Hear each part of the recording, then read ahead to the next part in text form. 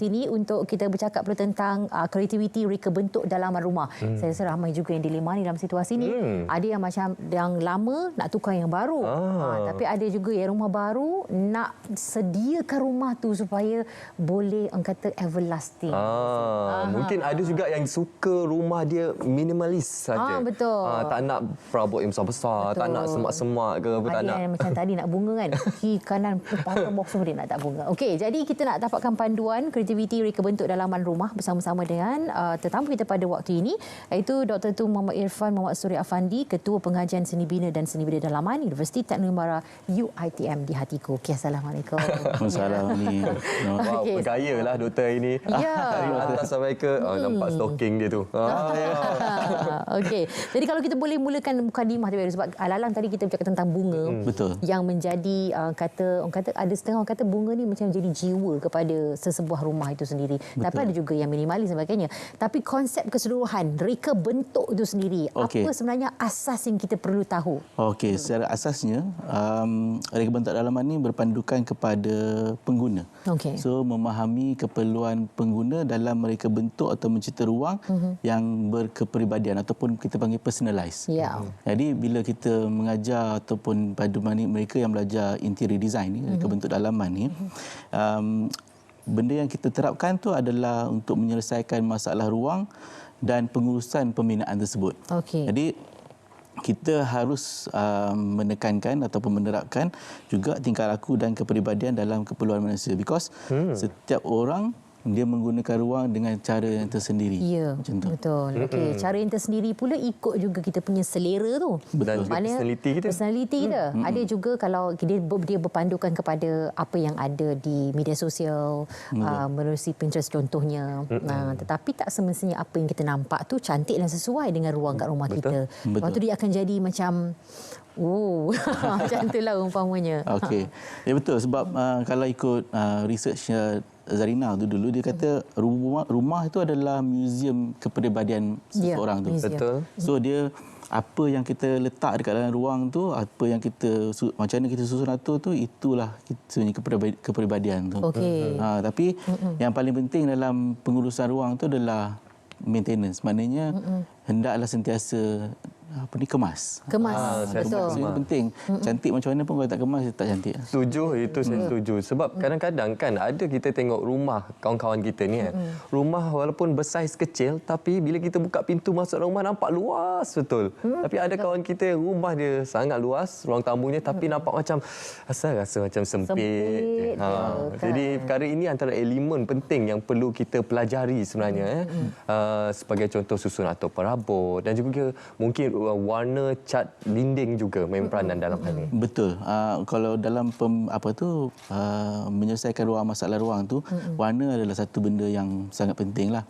Maknanya kita tak boleh nak terlampau letak warna yang sangat terang pada dinding atau pada seluruh rumah. Lepas tu kita tambah lagi dengan bunga tadi, warna lagi terang. So jadi macam overwhelming lah. Jadi dalam menyelesaikan masalah tersebut, kita sebagai pereka bentuk dalaman, kita harus memikirkan pengguna tersebut. So bila kita mengatur ruang yang fungsional, praktikal, kita harus bagi ruang untuk pengguna tu tambah sedikit sebanyak kepribadian mereka. Sebab contoh macam ruang yang menarik ataupun adalah ruang yang di mana kita ada elemen-elemen tuan rumah tu sendiri, daripada dia punya travel ke gambar ke dan sebagainya. Kalau kita terlampau completekan ataupun siapkan rumah atau ruang tersebut, dia bukanlah penghuni itu. Dia adalah kepribadian designer itu sendiri. Ya, betul. Nak cari titik tengah tu bolehlah ada. Tapi mungkin dari segi macam kita nak hire ID itu sendiri pun perlu menggunakan wang yang banyak. Jadi kadang-kadang akhirnya kita akan buat sendiri sebenarnya. Tadi macam seperti sebutkan, dia adalah merupakan muzium kita. Betul. Tapi kalau salah jalan tu muzium kita punya rumah tu. Betul. Kan? Jadi bagaimana untuk kita mencari nak gambarkan personality kita, dan masa yang sama kita pun memikirkan apa pandangan orang lain yang akan datang ke rumah kita. Itu sebagai pereka bentuk dalaman, dia dia sebagai kita panggil moderator atau mediator. Selalunya bila mereka bentuk dalaman rumah, dia ada clash between dengan suami dengan isteri. So setiap orang dia ada dia punya selera dia masing-masing. Kan? Jadi tugas interior designer tu, mereka bentuk dalaman tu adalah untuk mencampur ataupun mengatur supaya benda tu tidaklah terlampau macam drastik dia punya ruang tersebut. Jadi itu sebabnya bila nak hire mereka bentuk dalaman tu kena spend sikit lah sebab mereka profesional yang berdaftar dengan Malaysia Institute of Interior Designers dan juga Lembaga Arkitek Malaysia. So bidang profesional ni memang dia benda yang kita boleh membantulah dalam masalah. Tapi kan Kak Hani dan juga doktor, kadang-kadang kan bila kita cakap pasal rumah ni, yang duduk dalam rumah tu kan seorang saja. Contoh suami dan isteri, dua-dua personality berbeza. Si suami nak yang macam ni, yang isteri pula nak yang macam ni. Contohlah kita ambil lantai lah. Suami nak lantai kayu, isteri nak lantai tile. Jadi bagaimana cabaran ni untuk seorang mereka ni untuk macam separuh-separuh mengharmonikan. Betul, mengharmonikan keadaan betul. Dia selalunya dia titik untuk menjustifikasi itu oleh tuan rumah adalah harga. Mana lebih murah. Sebab selalunya yang bayar mungkin suami kan. So tapi rumah untuk isteri macam tu. Jadi kita harus tengok balik kepada penggunaan atau practicality. So maknanya kalau menggunakan kayu ni mungkin untuk bawah mungkin lebih tidak praktikal kerana ada kelembapan ke dan sebagainya. So penggunaan untuk maintenance, penggunaan harian, macam mana nak menjaga dia dan sebagainya, itu penting. Tapi dalam suami dan isteri itu ada satu lagi elemen yang selalu akan akan mengubah ruang tersebut. Anak-anak. Itu memang kalau dinding putih memang macam corak lah dekat situ. Dia mesti akan cuba untuk meletakkan elemen dia sendiri. Maknanya kalau kita ada certain koleksi, tak kisahlah pinggan mangkuk ke barang-barang daripada travel, apa yang dia beli dia akan cuba selitkan juga dekat dalam ruang tersebut. So kita kena bawalah ruang tu dia akan rasa ruang dia. Dia bukanlah bilik tidur tu bilik dia ataupun so dia tak adalah, bila ruang dia pun dia mesti nak nampak cantik juga. Dia banyak benda yang perlu kita timbang tara sebenarnya. Sampai ada setengah orang dia kata dia mana nak fikir, dia terus cari pereka dalaman untuk buat semua tu, untuk buat semua dan fikirkan untuk dia bagi tahu konsep dia, saya suka warna apa, saya nak macam ni, saya macam ni. Tahu-tahu je macam kos tu akan diberikan. Okey, cuma kita pasal kos ni kan. Ada setengah tu memang menawarkan harga yang cukup murah. Selalunya orang akan pergi yang murah. Betul. Tetapi tak semestinya tak cantik. Tapi ada juga yang murah tu ada kos yang tersembunyi yang akhirnya keluar kemudian. Betul. Tapi ada juga yang mahal, memang confirm pastinya cantik, tapi ada juga pengalamannya bayar mahal ni. Tapi hasil dia mengecewakan sebab dia akan sub pada orang yang sebab banyak job kan. Betul. Kan? Jadi macam mana ni dilema ni sebab kita semua menggunakan wang. Betul. Dia bukan murah. Kos ni memang tinggi. Sebab itulah kena buat kaji selidik dululah. Maknanya tengok track record apa kerja-kerja yang dia pernah buat. Tapi zaman sekarang ni kita ada social media. Jadi baik buruknya satu company ataupun entiti tersebut dia boleh kita tengok daripada social media tersebut. Tapi bila kita pilih tu juga kita boleh sebenarnya tanya adakah kerja-kerja ni akan disub kepada orang lain ke ataupun dia buat sendiri ke dan sebagainya. Sebab ada orang lama kata benda yang cantik mengambil masa. Betul. Ada orang nak cepat tapi benda-benda tu adalah kos. Maknanya kalau nak cepat mungkin kos ni tinggi sebab kena ada tim yang lebih ramai. Kalau nak murah mungkin dia menggunakan material yang murah.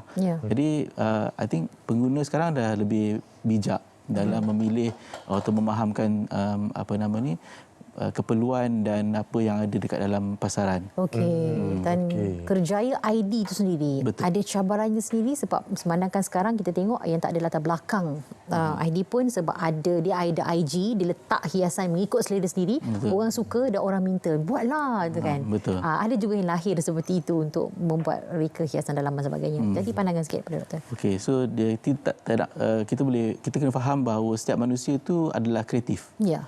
Dia ada dia own apa kita panggil intelligence. So ada yang memang dia boleh lahir, dia boleh je nak mencantikkan satu ruang. Ya. So kita lebih itu kepada stylist ataupun decorators lah. Tapi kepada mereka bentuk dalaman ni, mereka ni diajar untuk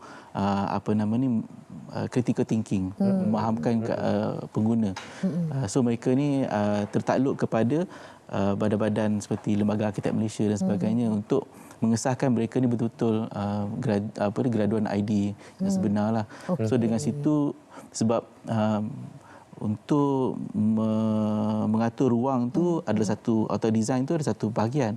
Tapi ada satu lagi bahagian tu adalah untuk menguruskan satu projek. Itu yang menyebabkan selalunya kerja-kerja yang tidak siap, kerja-kerja yang terlebih daripada kos dan sebagainya. Itulah cabaran dia. Itu cabarannya sekarang ni. Sebab apa? Sekarang ni banyak sebenarnya demo yang kita boleh tengok dekat contoh dekat YouTube, dekat media sosial. Ialah lebih ramai yang cenderung untuk membuat Sudah sendiri, ada DIY. AI pun ada sekarang kan, boleh buat sendiri kan.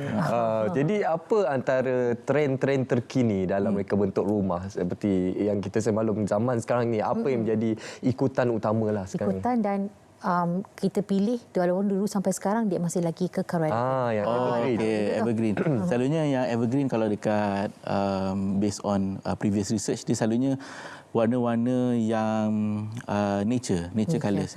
So kalau warna-warna yang striking ke apa semua tu boleh, tapi kalau macam contoh warna merah, dia tak boleh merah yang sangat terang. Dia mungkin merah yang macam warna hati, lembut ke dan sebagainya.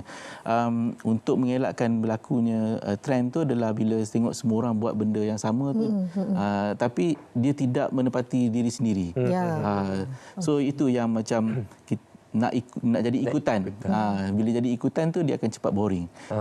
So bila benda tu berlaku yang barulah kita tak dapat ruang yang macam evergreen tu. AI pula ialah berdasarkan input. Maknanya kalau kita letak semua benda dekat dalam ruang tu yang jadi macam ruang tu tidak kohesif lah.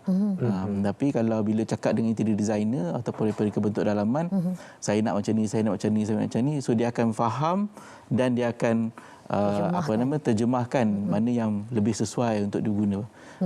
So itulah tujuannya. Untuk memahamkan, untuk interpret balik. Baik. Jadi perkara ini banyak kena buat kajian sebenarnya. Betul. Tak boleh macam terus je kan. Ya. Kena kenal diri kita dulu. Ya betul. Yalah, sebab mana kan. Yalah, kalau contoh kan bilik lelaki takkan nak kita cat warna merah jambu kan. Tapi ke zaman sekarang why not? Contohnya betul tak?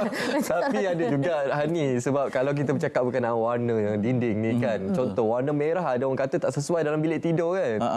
Kita perlukan warna-warna yang menenangkan, warna biru, hijau. Tapi buat secara umum warna apa yang sesuai untuk semua dia, orang?